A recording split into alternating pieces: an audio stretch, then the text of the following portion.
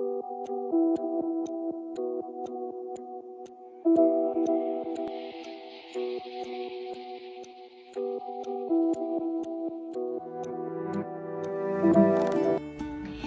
күн, құрметті оқырмандар. 9 ақпан қазақтың ағиық ақыны Мұқағали Мақатаевтың туған күні екенін білмейтін қазақ жоқ шығар сірә. Поэзияның жанды өзегі, бейнелі, сәулелі, суретті сөз десек, Мұқағали Мақатаев өз өлеңдерінде аз сөзге көп ой, мағына сыйғызуға тырысқан ақын. Қазақ поэзиясында өзіндік қолтаңбасын ойып тұрып қалдырған ақын. Олай болса, бүгінгі поэзия минуты онлайн жобасының кезекті шығарылымы Мұқағали Мақатаевтың шығармашылығына арналады. Кітапханамыздағы ақын туралы сыр шертетін әдебиеттер мен мерзімді басылым беттерінен парақтай отырып, ақынның өмірі мен өлеңдеріне қатысты ақпараттар беруді жөн көрдік. Мұқағалидың қай өлеңі де самарқау тарта бастаған сезімімізді сілкіп алады. Дүнияуи тірлікте қасаң суға айналған жүрегімізге жанының жаңбырын бүркіп жібереді. Бір жағынан кешегі өткен зұлмат соғыстан соң жетімдіктің зарын тартып өскен, екінші жағынан аспантаудың аясындағы, хан тәңірінің саясындағы ғажайып табиғаттан шабыт алып шыққан Мұқағали жалғандықпен жағаласа жүріп, жанын шырқыратқан жырларын жазады. Оның поэзиясы нағыз ақын қандай заманда да, қандай қоғамда да шын сезімді ақтармай тұра алмайтындығының даусыз дәлелі. Мұқағали Мақатаевтың азан шақырып қойған аты Мұхаммедқали. Әкесі Сүлеймен, атанасы Мақатай мен Тиынның зарығып көрген перзенті екен. Ал анасы Нағиман Батанқызы. Ресми құжат бойынша 1931 жылдың 9 ақпанында Алматы облысы қазіргі Райымбек ауданының Қарасаз ауылында дүниеге келген. Ақынның дүниеге келген күні туралы екі түрлі мәлімет бар екен. Естеліктерге зер салсақ, ақынның анасы Нағиманның айтуынша, Мұқағали ақын Наурыз тойының қарсаңында, яғни 8 наурыз күні дүние есігін ашқан. Атадан 4 тараған мен үлкен інісі мен қарындасы бала күнінде қайтыс болады. Үйдің үлкені болғандықтан болашақ ақын ата-әжесінің қолында өсіп, өз ата-анасын аға жеңгесіндей қабылдайды. Әкесі Сүлеймен Қарасазға қарасты ұжымшардың төрағасы болған, ел басқарған адам. 1941 жылы Ұлы Отан соғысына аттанып, сол жылы Калининград майданында қаза табады. Сөйтіп, бала Мұқағали әжесі Тиынның тәрбиесінде болып, аңыз ертегілермен сусындап өседі. Ол өзінің анасы Нағиманды жеңгесі сияқты қабылдап, Нақа деп атап кеткен. Ақынның білім алуы туралы Жұлдыз Мақатаевтың естеліктерінде былай делінеді. 1948-49 оқу жылдары Қазақ мемлекеттік университетінің филология факультетінде, кейін Шет тілдер институтының неміс тілі факультетінде оқиды. Бірақ өкінішке қарай екі оқуын да тұрмыстық жағдайға байланысты тастауына тура келеді. Біз енді нақтысын білмейміз, бірақ әкеміздің қасында жүргендер бірге оқыған адамдардың айтқандары бар. Әкеміз, ой, мен мынаның бәрін білем ғой, әлде қашан оқып тастаған нәрсем ғой, деп оқытушыларға, профессорлардың өздеріне қарсы сұрақ қояды екен. Ол өте сауатты кісі болған. Мұқағали Мақатаев еңбек жолын ауылдағы мектепте орыс тілі пәнінің мұғалімі болудан бастады. Кейін аудандық газетте тілші болып қызмет істеді. Кейін Алматыға келіп, әдеби ортаға тап болды. Оның талантты ақын екенін танып, бүкіл жұртқа Қазақ әдебиеті газетінде Әбділда Тәжібаев алғашқы болып жария етеді. Белгілі қаламгер Әбіш Кекілбаевтың Мұқағали Мақатаев адамдар арасындағы, өмірдегі, табиғаттағы жарастық пен келісімнің жаршысы дегеніндей, жасындай отты жырларымен келген Мұқағали Мақатаев өз жүрегінен туындаған өлең сөз өнеріне қазақ халқының ұлттық болмысын арқау етті. Ол табиғаттың таңғажайып сәттерін ерекше сезінді. Содан түйген ойларын шеберлікпен нақыштап, сымдай тартып, ақ қағазға түсірді. Мысалы, ақын өзі дүниеге келген кішкентай ауылы Қарасаз арқылы бүкіл қазақ даласына деген перзенттік махаббатын зор сүйіспеншілікпен ашып көрсеткен. Мен бақыттымын, бақытты жерде туылдым. Айналайын Қарасаз, қасиетінен суының. Сенің әрбір бұлағың менің әрбір қан тамырым емес пе? Қасиетті тұрағым, қасиетінен суының. Көктемде үйрек ұшып, қаз қонып, қараушы едім тырналарға мәз болып. Жыр қыстап туылмасем сірәмен, жара алмасаң өзің Қарасаз болып. Сонау жатқан жасыл тауды көлденең, алғаш рет ес білгенде білгенем. Асқар таудың ар жағында ел бар деп, әжем айтса, ей сәбилік, сенбеген. Қарасазым айтылмаған сезімең, мен іздеген бақыттың сен өзіңең. Сенің ғажап табиғатыңды кімге айтам? Кім құмартса, өзі көрсін көзіне. Ақын өзінің өмірлік жары Лашынға 18 жасында үйленеді. Ақынның алғашқы лирикалары осы кезде жазыла бастады. Ендеше ақын дүниеден озғаннан кейінгі кезеңдер туралы жазған Лашын Әзімжан қызының естеліктеріне назар аударайық. Мұқағали күнделік жаз жарқыным. Өмірде не кездеседі бәрін әдемлемей-ақ, қорықпай қағаз бетіне түсіре бер. Түбінде керек болары хақ деп отырушы еді. Пенде көбіне күнделікті тірлікті ғана ойлайды ғой. Уақыт бар да құнт жоқ, кете бердік. Енді міне жалғыздықты, серіксіздікті, сағынышты жолдас қылып, аяулы асыл досымнан айырылып, сен соққанда есеңгіреп қалғанымды жаңа ғана сезінген деймін. Қараңғыда, жарықта да, түсімде де, өңімде де, қанша көрейін деп тесіле қарасам да, таудай Мұқағалиымның тарыдай бейнесін көре алмаймын десе, енді бір естелігінде былай дейді. Француз жазушысы Стендаль қасірет оның жанын сүюге үйретті деген екен шығармасының бір басты кейіпкері туралы. Мен де сондай сағыныштан, қасіреттен қолыма қалам алып отырмын. Мен ақындар аспанда болады деп ойлаппын. Нағыз ақынның қасында жүргенін білмеппін деп ағынан жарылып қайғысын ақтарады. Анда-санда Мұқағалидың тік мінезіне менің мінезім де саймасай келе кететін. Екеуміз аяқ астынан тіресіп те қаламыз. Бірақ ол райынан тез қайтады. Ақ көңіл ағелі емес пе, үй ішіне кек сақтауды жек көрді деген де естеліктері бар екен. Ақын жарының бойында жасандылығы жоқ, жасамыс мінезі жоқ, тазалығы жанарынан сезіліп тұратын жан болған деседі. Осы тазалығы да ақынның айналып барып байланатын қазығы, тұрақты тұғыры болған шығар. Дұшпанынан да, досынан да көңілі қалған шақта ақынның серігіне қаратып айтқан мына сырынан нең қарасыз? Тағдырыма тура келген серігім, мен бейбаққа сыйлады екен сенігім. Шар басымда шаңырағым сен тұрсың, басқалардың барлығынан жерідім. Ауырлықтың көтердің ау көбін сен, сенен келіп қуат алдым жеңілсем. Сен жер болдың, нөсер болып төгілсем, шұғыласың, қара бұлт боп көрінсем. Мен түн болсам, сен таң болдың жаңатқан. Мені қола, сені шойын жаратқан. Мен ашуда, сен ақылсың нәраққан. Сен адамсың, мен әждаһа зәратқан. Білемін ғой, білмейді деп жүрсің бе, түсінемін кеудеңдегі дүрсілге. Оңашада жұрт көзінен жасырып, күрсінбеші, жалынамын күрсінбе. Әлі екеуміз аттанамыз сан жылға, күрсінбеші, қуаныш көп алдыңда, күрсінбеші, жүрегімді тыңдашы, талай кереметтер бар мұнда. Айта кету керек, бұл өлеңге сазгер Бақытжан Заманбеков ән шығарған. Жалпы ақынның жұбайына арнаған «Мен өзіңмін», «Көрмесем екен», «Мен сені ұнатамын», «Қасыңда жүрсем» сынды өлеңдері бар. Күнделік демекші Мұқағали журналының 2023 жылғы 4-ші санында ақын күнделігінен мұңды тіркестер келтірілген екен. Назарларыңызға ұсынайық. 27 наурыз 1972 жыл. Поэзия махаббаттан басталып, парасатпен аяқталуы тиіс. Дүниеге жаңа келгендеймін. Ой санам, жүріс тұрыс, мінезімде сұмдық өзгерістер бар. Сәл кеште оянған жоқ па? Әлде дер шағыма екен. Енді бір күнделігінің мына тұсында былай дейді.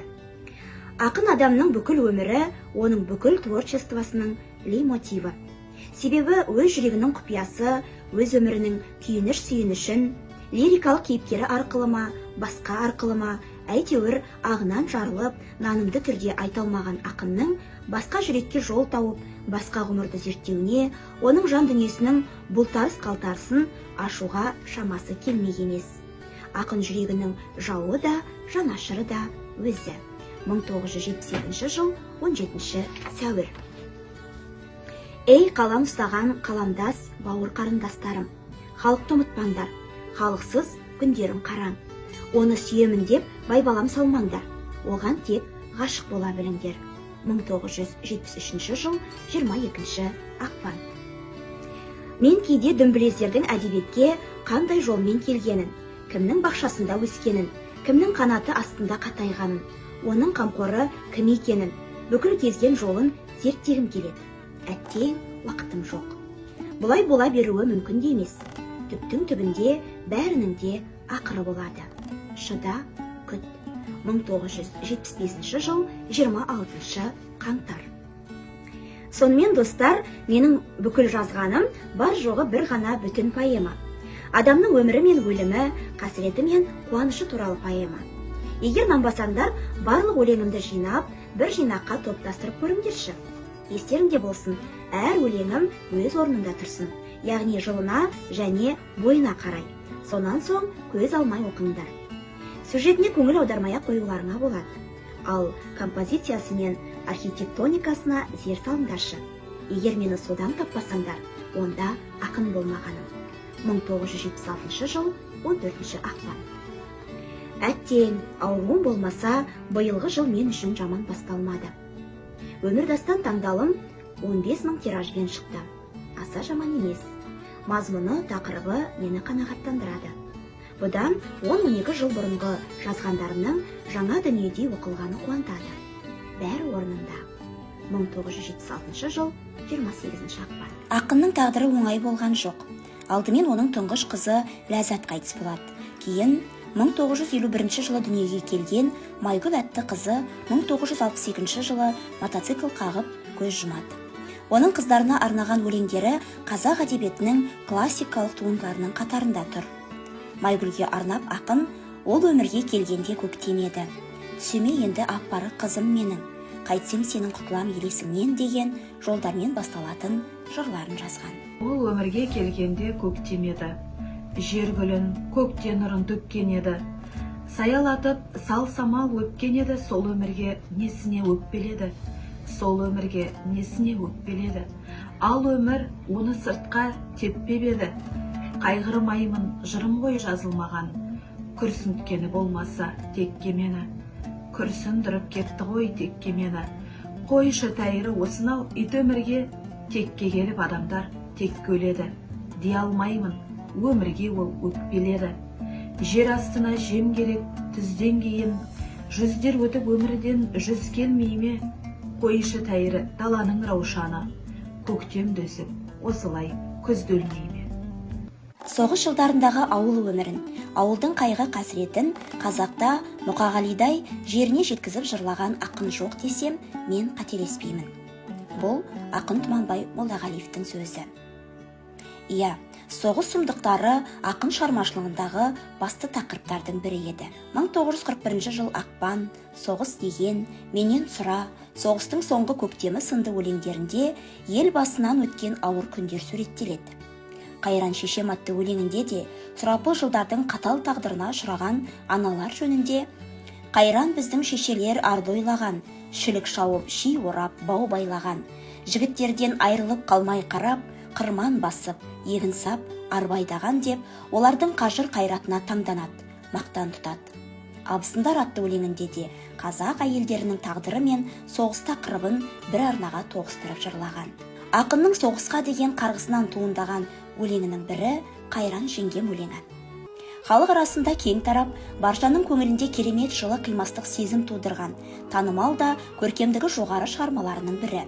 Бұл өлең туралы Мұқағали Мақатаев энциклопедиясында өлеңнің екінші дүниежүзілік соғыстан оралмаған ағасы Нұрмолда Исабаевтың әйелі Бүбіш Әбікен қызына арналғандығы туралы жазылса, Мұқағали журналында журналист Елеусіз Ахметкерім ұлының Қайран жеңгем өлеңі кімге арналған атты мақаласында Мұқағалимен жақын туыстас ағасы Әбділда Асанұлының жары Зейнеп Амиржан қызына арналғандығы туралы жазады. Және Зейнеп апамыздың 1915 жылы дүниеге келгендігі, Мұқағалидың әжесі Тиынның сіңлісі болып келетіндігі туралы айтылады. Әбділда 1942 жылы майданға аттанып оралмайды. Жарасып, жайнап жұптасқан жары Зейнеп жесір қалады. Журналист Әбітай Әденовтың Мұқағали мен Зейнеп атты мақала жазғанын, және сол мақалада Мұқағали Мақатаевтың өзімен аудандық газетте қызметтес болған Қыдырбек Нүсіпәлиевке Қыдеке, менің Зейнеп жеңгем әйел атаулының ақ сүйегі болатын. Біздің ағамызға 14 жасында күйеуге шыққан. Ай десе аузы, күн десе көзі бар әйел біткеннің әдемісі еді. Қу соғыс Қайран жеңгеме жастықтың, жардың қызығын бұйыртпады. Сүйіп қосылған асыл жарының ынтазар махаббатының ләззатына бөленуіне мұрша бермеді деген деректі алға тартқанын жазады. Ақынның ерекше жақсы көрген жеңгесі туралы ақын жүрегінен шыққан өлеңдегі жыр шумақтары дәлелдеп-ақ тұр. Су сұраса сүт берген, айран берген, қартайып қалыпсың ау Қайран жеңгем. Қарғаның валетіндей едірейіп, қасыңа мына біреу қайдан келген. Апырай, суық еді сұрқын еден, адамға қарайды ғой сыртыменен. Жол көрсеткіш сақшының таяғындай, қимылыңды бағып тұр мұртыменен. Жеңеше-ау, есіңде ме біздің ағай? Сыйласып отырар ек біз құдадай. Қанды балақ соғысты қарғысатсын, Қайран жеңгем, шырқыңды бұзды қалай. Күлкің қайда, күмістей сыңғырлаған, жүзің неге ымырттай тұнжыраған. Жан едің ғой, жаныңның талғамы бар, сен әкеліп, келеген кім мынаған. Құрметті оқырмандар, сіздерге жете таныс 8 жасында түйеден құлап майып болған ақын Зейнолла Шүкіровке арналған Мұқағали Мақатаевтың өлеңі бар екенін білдіңіз бе? Екі ақынның қарым-қатынасы өте жақсы болған, бірін-бірі қатты қадірлеген, ара-тұра хат алмасып тұрған. Мысалы, Мұқағали журналының 2024 жылғы нөмірі 1 санында Мұқағали ақынның Зейноллаға жазған хаты бар екен. Буырқанған теңіздей жатыр екен ашынып, қайғы емес қаталдық қабақта тұр ашылып. Тағдыр дейтін баяғы жалаң аяқ мыстаның, жалынады кете алмай аяғына басырып. Тағдыр дейтін сүмелеп шыр айналып кетпейді, ол қабағын шытынса есік жаққа беттейді.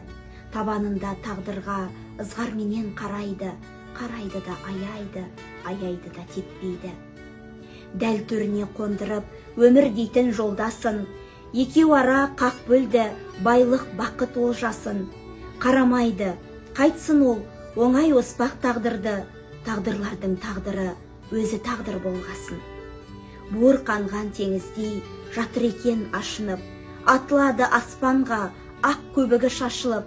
Қателігін кешікқан тағдыр дейтін қайыршы, жүгіріп жүр жағада, сауға сұрап басырып. Бұл өлең Зейнолла Шүкіровке ғана лайық. Лайық болған күннің өзінде Мұқағали ғана зерлей алатын ерекше ұғым. Оның өзі де тағдырмен талай рет арпалысқа түскен ақын. Сондықтан ол Зейнолланы тағдырдан теперіш көрген адам емес, керісінше тағдырды ақыннан қудалау көргендей етіп бейнелейді. Осы тұста Зейнолла ақынның көпшілікке таныс емес болуы мүмкін Мұқағалиға жауап атты өлеңі де бар екен, оны да оқи кетейін. Бір осал жоқ бұл күнде, кіл дүр ақын, белден басып бунақты сындыратын, темір терсек таутасты жыр қылатын, тауып айтып төрт жолмен тындыратын, өмір жайлы ойдан ой тудыратын. Бос мақалдап жел сөзді сылдырату, Қайран жігіт қажыған шалдан бетер. Ойлар, ойлар, әйтеуір бұлдырату, бұл жігіттер өлеңді құлдырату. Бұл өлеңінде Зейнолла Шүкіров Мұқағали поэзиясының тазалығына, айналасындағы ақындардың өлең өріміне, тақырып таңдауына көңілі толмайтынын жеткізеді. Ізденбейтіндігіне, бір сыдырғы сүрлеуден шықпайтындығына күйзеледі. Олардың жырларында жалт еткен жаңалықтың жоқтығынан алайды. Шөпте, шөлге де өлең болғанына қиналады. Қайран поэзияның күйкі тірліктің көлеңкесінде қалып бара жатқанына жан ашиды. 1977 жылы ақын Әбділда Тәжібаев былай деген екен. Иә, өлең өлмейді. Ендеше оны жазған ақын да өлмейді. Олай болса Мұқағали Мақатаев та көз жұмған жоқ. Қатарымызда, күнбе-күн қасымызда. Әне, ол мұзбалақ қыранша дүр сүлкініп, бүкіл залды бір өзі толтырып, жазық маңдайы жарқырап, жарқылдап, жыр оқып тұр. Міне, енді ол жастар газетіне емханада жазған соңғы жырларын ұсынып отыр. Шынымен де, жыр сүйер оқырманы барда, ақынның мәңгі жасай берері сөзсіз.